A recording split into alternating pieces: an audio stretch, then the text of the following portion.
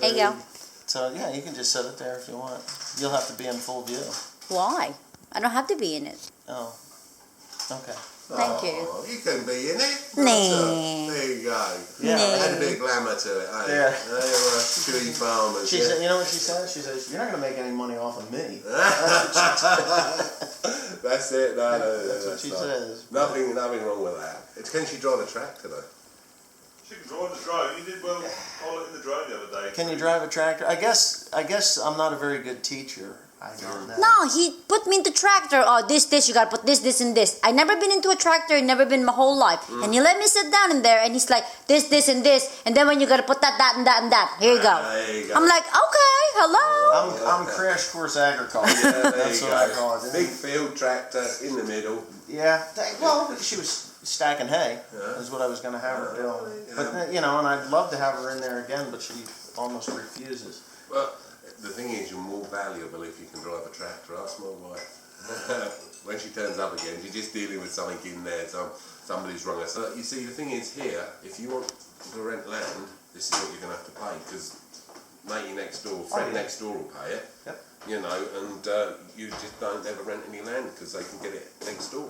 Yeah. So you've got to pay it if you want to rent land, which is we rent 400 acres. So we've got to pay it. So we've been shortchanged 10 grand. That's a lot of lot of money. Yeah. That's a whole lot of money. It is a lot of money, and the thing is, they're now calculating next year's payment, which is due it's due in a couple of months' time. But they're going to calculate it the same as the last one. So I'm going to be £20,000 out. So there you go. That's almost a John Deere. Right. Right. Oh, it does. It adds up fast. Now, what happened with us, with the government payments, were they call them DCP payments, direct and counter-cyclical payments. Right. Don't ask me where they come up with these names. I think they had people in Washington thinking up names. That's all there is to it. But these payments go on past crop history. Right. Yep. So if you've had corn, soybeans, I had sunflowers. Yeah. And what the heck else I had was oilseed. Sunflowers and I forget what the other oilseed was that I had. They paid big money for those oilseed payments. Well, for years I got oilseed payments, and I was like, wow, this is great. Then all of a sudden they changed that, and I was going into hay anyway. But if somebody else rents your ground, a piece of ground, and it's in a conglomerate all together, that one piece of ground was tied in with all this, you lose all your payments. Oh, yeah. It's like, whoa. Yeah. So if you lose a piece of ground, or you can take it off. If you take it off before somebody signs it up, then you're okay. But it doesn't work that way because property owners over there, they're not really very honorable. Like, oh, well, this guy offered me 50 cents more, and then jump on that. Yeah. Well, here you've got renewable energies, and we've got big companies coming in paying £240 an acre for the ground, which we could never ever afford to pay, because they're growing for the power stations to produce power. Yeah. And like maize and whole crop and all that sort of thing, they're growing up for the power station, and they get massive subsidies for that. And we just can't touch it, when they come in. But the trouble is, they rape the ground. They'll absolutely destroy the ground. They'll go through this time of year up to their axles in mud, and they just tear right through to the subsoil, and they make such a mess. And after 4 or 5 years of that, the ground is just not farmable, And then they basically come to the end of that, and well, we move on to the next bit now. We're not paying you 200 for that. Off they trot again to the next bit and destroy the next bit of ground. Now, are they mining this? We call it mining the soil. Yeah. So they're not putting anything back down. They're just taking what they got. That's it. Whenever we take land on, if it ever goes back, it goes back better than what we got. We have it tested. Like the ground we've got, there's a company that comes out and tests all the soil, lets you know what you got, where you got it. Yeah. And we haven't got a lot of cattle manure, farmyard manure, but we've got some, so we actually put that where it needs to go. And the ground that we took on 2 years, this is the 3rd season we're working it now. Where it was lacking in whatever, we've concentrated our muck there, and we actually had a good crop off there this year, and the field was even. Killed a load of rabbits and what have you, and one from another. But there's no manure left at home. We sold our cows. We were the last ones in our township to have cows. but everything. You can get mushroom soil, spent substrate, which works really good. We've got a neighbor that's doing that, which is pretty close to manure, as close as you can get. I don't use it because it's time consuming. I got to get over 3,500 acres, 35 to 3,700. Is that what you've got? Yeah. Gosh, you got a fair old bit of land there. It's a lot. Yeah. It's a lot to run. I just finished. I'd have been here a month ago.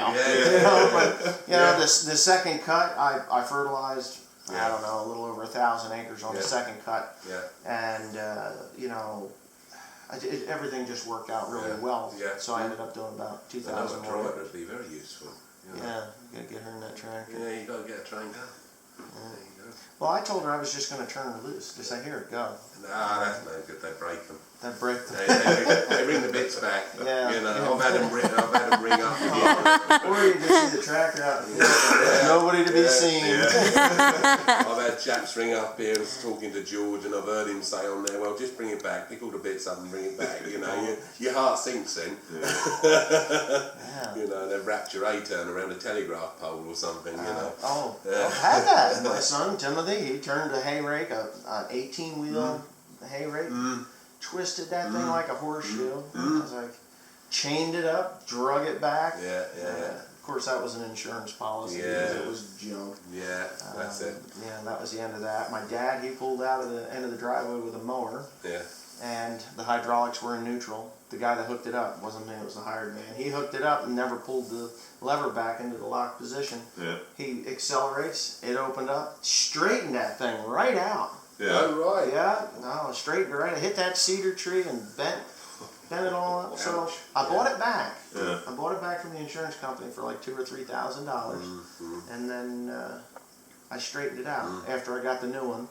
I left it up in the field, and I had time, so I cut the plates. I welded it. That was before YouTube. That was before I did YouTube. And then I turned around and sold it for $10,000. Not bad. They could not find the serial number on it because it was twisted. It had pushed cut it off basically. No, it actually folded that plate, curled the plate all the way around, and hit it. And they couldn't find the serial plate, so they're like, well, we don't even know what serial number is. So whoever bought it the next go around, they had a serial plate because I drilled it out and put it in. So there was never even. But there was nothing wrong with the machine. No, it was fine. I straightened it out. We're straightening a lorry out at the moment. The lorry that we used to take the straw, Volvo, that was going up last springtime with the last few loads on contract from somebody else. And they ran around about, rolled it straight on its side. Basically, the lorry was a write-off, but the trouble is, my insurance, I only got third party on it. And obviously there was no third party involved, so I wasn't covered. They weren't covered, so I had to we bought another lorry to take his place, and I sent the chassis off to be straightened because I like this lorry. It's a nice lorry. It's got some Ks on it. It's got 800,000 Ks on it. But it's a nice lorry to drive, air suspension and everything. And the Volvos, because ours are all sort of flat nose and not bull nose like the stuff you use. And we, it's a nice comfortable lorry, Globetrotter. And we're having a chassis straightened. I found a cab for about £1,000 because I've got a new cab on it, and George and Steve will build a new back for it. So we'll put that back on the road and get rid of the one we bought and put that back on our trailer. Yeah, because we like it so much. All right, Bob? Yeah, I'll see you Friday. Okay, you take care, Bob. Good luck with the colds. It goes on. It's one about it. Got a clamp on the top. Oh, the ones on the top. Yeah. They well, work. it's probably better in your country, but this is a homemade one, and we never lose a bale with that. I have got another one which is called a heath grab, and you actually put it up against it, and there's big. And never lose them with that thing. And that's good in a shed because you won't put the claw through the roof. But three bales, piece of cake, goes on the 2 ton at a time. On either loader. I must admit the little loader does struggle with them. But we shove them up there 3 bales at a time. But even our big loader's a little bit airy on that. She gets a little, and you run over a bit of straw on the ground, and your old bum's going like that, Old man's going like, ooh. That's 9 bales, and you're grabbing 3 to do that? That's yeah. up there. Yeah, it's even when you're bringing them down, and the top one weighs twice as much. Yes. With the rain in it. You're not putting any. You're not tarping anything. No. We top them out. We've got what we're running 120s by 120s for the power station, and then we're putting quadrants on top, which is a 90 deep. 70. 70s, Yeah, 70 deep. Yeah, 90 is the next one up. Yeah. So you're losing. You know, if you put Heston up there, you got 120 by 120. You're losing that straw. Well, a 70 deep, you're only half as big as a Heston. You're only using half as much, and then we can get rid of some into the stockyards.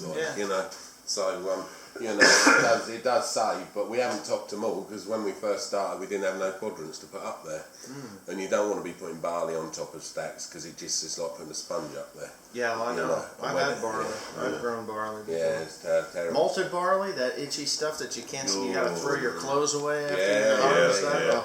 The dust is itchy. Everything's itchy about that stuff. I was drilling and I was putting self-save barley seed in for the bloke. And I got home like to chuck my clothes in the wash and have a shower because it just dries you mad all in your all in your neck, and I burned them. I can't afford to burn them. You know, it's hard to get clothes to fit. But you know, but no, it's no. We have we have more or less everything in here, don't we? You know, we've got hay in the barn. There's wheat straw, barley straw, and it all goes to the power station to be burned. If somebody will give me good money for the hay, if they'll give me £45 a tonne for the hay, they can have it for cattle. But if they won't, it goes to the power station because I'll get 45 off of them. Yeah. But it is a shame to burn it because it's good feed for cattle. Well, I had that. I'm old school when it comes to that too. When you put good hay in the building, you don't want to rot it down to grow mushrooms in, and that's what I'm doing. And I made, I don't know, 2,000 bales of the most beautiful second cut hay, grass hay, and it's all going to mushroom barn. I won't even sell it, but my dad, he says, we got to have hay in the building in case somebody comes. I said, well, here's the deal. I says, you put it in there. Yeah. I said, but when winter comes and I need to get all this equipment stacked, because I put them in different buildings. I said, but when I need to stack this equipment inside for the winter, if that hay's still in there, I'm not going to leave $1 million worth of equipment sitting outside for $500 worth of hay. No, that's it. Oh well, our grain barns are empty because we sold it, but they're the best toy boxes I ever built. You know, the grain barn is sealed; rats can't get in there. And we've got all the combines, chasers, balers, they're all locked up. Sprayers all locked up in the barn. The other thing we've got round here are gypsies that you have to be careful of. Really? Yeah, they'll have your batteries, they'll have your diesel. You know, if they get the way in. Gypsies, huh? Yeah. When I was a kid, we've got another word for them, but she's filming me. You can use it. If you've ever watched my channel, I'm not shy. No, but if they hear it, they take umbrage over it. They know the word. We've had them come through the back gate, steal our trailers and stuff, things like that. Yeah, you got the latest thing, steal your load all, go down a local town and rip the cash machine out the wall with it. That brazen. Oh God, yeah. Middle of the night, they'll just ram and try and dig the thing out of the side. And then they give you a phone call saying they got your machine down there. Because they ain't taking it back. Wow. I had a trailer stole once, and police rang me up 2 days later because I didn't bother. I tried to report it, but I couldn't get through, so I didn't bother because I thought, well, it's gone, it's gone. There's nothing I can do about it. And they rang me up and says, are you missing a pickup truck? I said, no. And he said, the white pickup truck, such and such. I said, no, it's sitting out the front. I said, I'm looking at it. Oh, right, but we've got a trailer here with this number plate on. And I said, oh, right, I'm missing a trailer with my number plate on, but not, so I actually got that one back. Oh, wow. Oh, yeah, can Jason run him home? Is Jason out there? Oh, right. MOT failure. In straw. In actual straw. Straw's lighter. Yeah. But in actual straw, we were pulling, those bales were dropping off at 1,300 pounds. Oh, were they? Yeah. Now, 1,300 pounds. Now, I could have went with a heavier baling twine, and they claim I can get 1,900 pounds of straw, dry wheat straw through that baler. 1,900 pounds. Is that the high density baler? High density, HDP. Yeah. They do reckon they can go towards that sort of thing. I think it's crazy.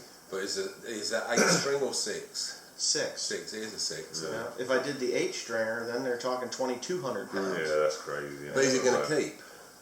It keeps better. It will keep better. If it's dry.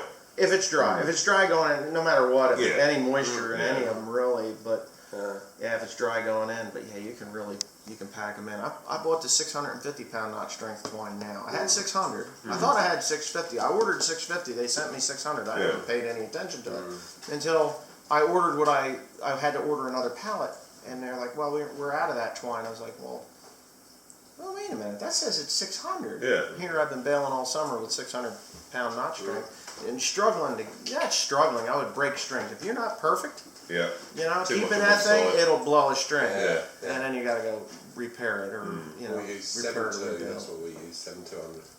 Yeah. That's what we use, yeah. Well, I tried the 8.2, but it's too weak, it busts at the knots. Yeah. We're running Cortez. It's well, we've had a few this year. Oh yeah, Hi. Cordex. I used Cordex. Yeah, And that's what model Cordex was it? Hey. Oh yeah. We'll have a look at it. Yeah, it's the King Balls and 7200 King Balls and Cordex, but it's the best string we've run. Such a nice We had puppy Crow war. string last year. It was alright. It was okay, but we did have a dent snapping at the knot. The thing is, we got the best we've got this year. I think it's 600 kilograms per bale in those 120s. But Well, Steve did manage 700 a Did he? few times, but yeah, it's I think yeah. the average is 6. Yeah, but the trouble is, you've got to get them up there. It's bad enough. It's bad enough at about 5.8 is 600s. Yeah. And it's when you come down to the top of them wet, like, you know. Yeah. Well, it does get scary. I was pulling the hay off of that one farm. I baled it damp. It was about 30% moisture, which is fine because it steams out anyway. Oh right, yeah. Oh, it'll steam. You look out across the field and it's steam rolling off of it. Yeah. And That's silage. yeah, it is. Yeah, really, it does smell like balage. It does. Yeah. So those bales were so heavy. I had 2 of them on, and that 7410. I had that back tire right that far off the ground. Yeah. And just throw it forward and drop Have you ever it. used loaders? I've never used one. I've never used one. They're cracking. Absolutely. I'll never go back to the loader tractor, not as long as it's the weight displacement and everything. They're built to do it. Yeah. You know, and you people, the Americans make the best loader, the Caterpillar. It's a superb loader, and they just brought out a 10-metre one because we're going to have a look at it, the 10-metre one. Oh, you've got a We've got Caterpillar nine- here? No, we've got 9.5 JCBs. Okay, yeah. But we're going to have one in on demo. It's still it's a prototype. I think it's the only one in the country. Yeah. So we've got a name down to have a look at it, but you know we're really keen on it. But the thing with the JCB, it's a good loader. Don't get me wrong, but the cab isn't overly good. It's noisy in the cab, and the front axle's noisy. It will sing a merry little tune to you. The diff in the front axle sings like hell to you. Even from Newick used to do it because I had them out a couple of times. I said, "Is that it?" You know, and I said, "I'm not impressed." Yeah. But they've gone so electrical on them now. So electrical, it's unbelievable. All of them are. Yeah, I'm sure they are. But like the cat, we had a look at one at Cereals.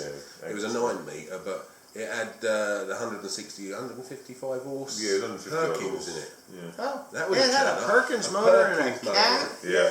Yeah, there you go. Who can believe it? You know. That's weird. But you open it up, and there it's sat, all these hydraulic systems and everything. You could almost walk around it. It's so accessible. Yeah. You know, with loaders, you normally open it up and you're, oh God. Yeah, you know, JCB. in no room, you have to drop the belly plate up and come. Oh, yeah. But tractor against a loader, no competition. Yeah. No competition at all. And that one's 150 horse hours. We had a bigger engine put in it. And it's got a hitch on the back so you can pull a trailer as well. How much will it pull though? It don't like hills. You're No. 5 mile an hour going up a reasonable hill. But We have put Arctics behind them Yeah. and sort of yeah. 20 ton odd. And it'll pull that? It will pull it. Not On the very flat. good. Not Yeah. very great. Yeah. You don't want to be going too far. with it, but- Actually, pulling's the easy part. It's the stopping. Stopping, exactly. That's why we love fast tracks. Yeah. Yeah. You know, but I've been moaning about fuel consumption on his, but we put mine at the 8250 on it, and it used just as much fuel as his, so it ain't as bad as I thought. So I might just keep it for a bit. Yeah. You know, but we do need two tractors next year because we got rid of the 3220 because it had a noisy gearbox. There was something wrong with the gearbox. Yeah. So either ripped the gearbox out this year, and this winter, or else out it. But a gearbox can run you from 4.5 grand anything up to 10 grand. You know, depending what you find when you start. Yeah, once you open it up. But they're not easy to drop. No. Well, John Deere's, if you have a transmission or any problem with a John Deere, they give you the price to tear it apart. Yeah. And yeah. the parts are, so Yeah. you tear it apart and put it back together. It's an hourly charge. Yeah. And anything that's on the inside, you might as well bend over because they're going to charge you double for it. Oh, absolutely. It's pretty bad. That's why I fix everything. Yeah. Well, I sent one in. I done a mistake once. They said $4.5 to $5 to put a new gearbox in it. The time I finished it was $12,000. Yep. Yeah. When I got it back, 12. Oh, this is worn. That's worn. This needs replacing. That needs reloading. Yeah, but if you don't know, did it really need to be replaced? That's what gets you, because you can go to to the boneyard and pick those parts up. Yeah, in the old days, but not now. No. Not with these wet patches and that. No. But the 8250 has got a fence box. Oh, you have to take that for a ride. That was It's fun. smooth, yeah. Got a fence box in it. It's smooth. You know, it's just like riding a rubber band. It just pulls through the gears. Yeah. Yeah, I don't think you'll be taking a John Deere home when you've had a go in one of these. Well, my problem with JCB is there's no support whatsoever. Once it goes wrong, you need a laptop. Yeah. As simple as that. Well, the John Deeres are like that too. At least you got But dealers. they're American, aren't they, John Deere? Yeah. And well, you know, New Holland, and I got Messick's is the New Holland Chrome dealer. Yeah. And they called me when they heard that I was coming over there. They said, "Now listen, the case New Holland, there's region locks on those."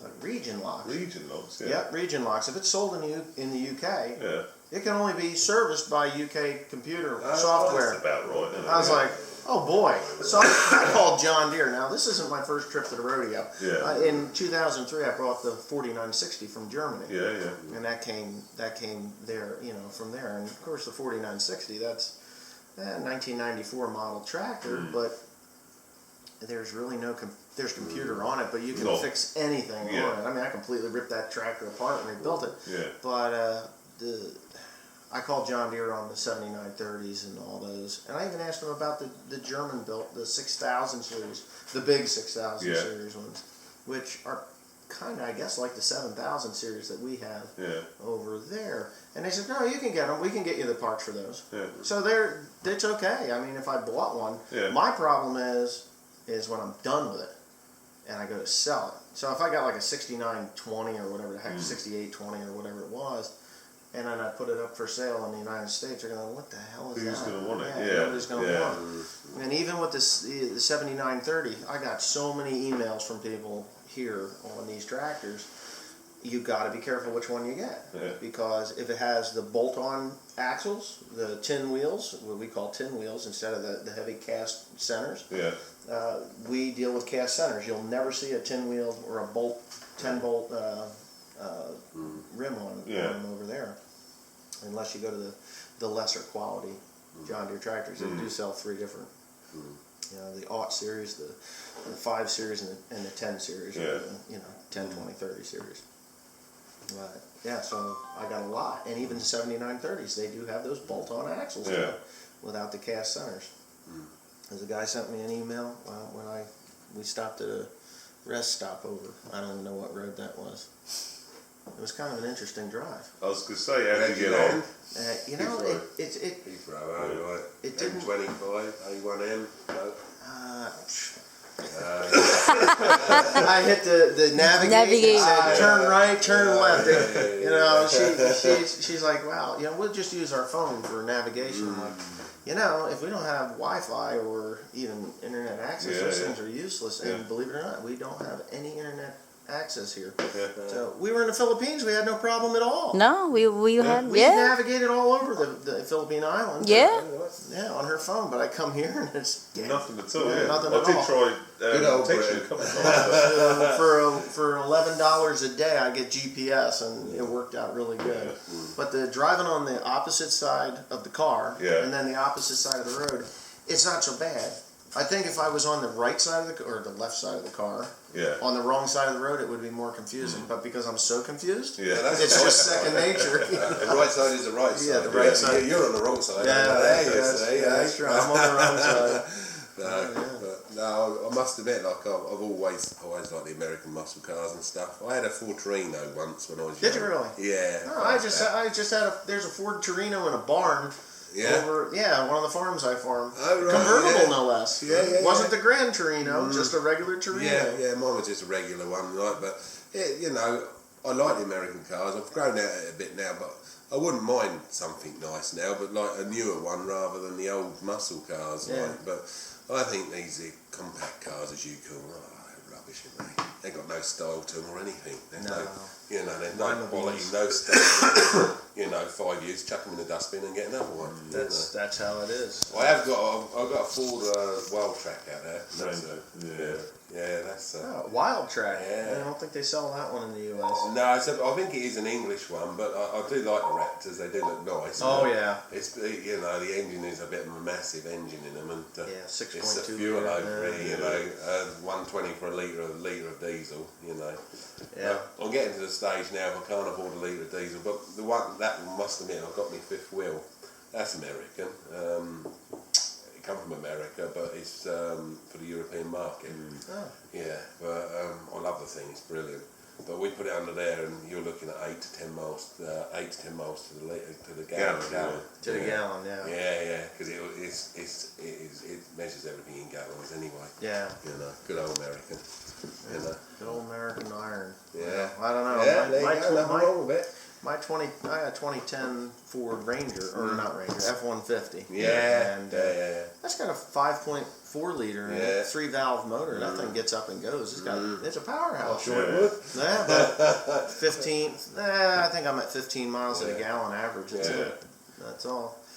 Because whenever we go to like a camping site, like a caravanning site, we book what they call a Premier pitch, which has electric hookup, grey water, and clean water hookup and everything. So you just plug everything in, and you pull up at the office and say, right, where are we going? They come out and oh shit, you know, look at that thing, and I think, oh god, it's 32 foot long. Yeah. And their average caravan is, what's the average one? 6.5 metres, what's that? 20 foot sort 20, of thing, 20, yeah. 24 I mean, that's big over me, and that is really big over here, sort of thing. Yeah. It's Yeah. probably small over your way, but I've got a 27 foot I did see it on your bumper film. pull. Yeah. The bumper pull. It's got a slide on it. It's pretty nice. Yeah. Yeah, I've had that for several years.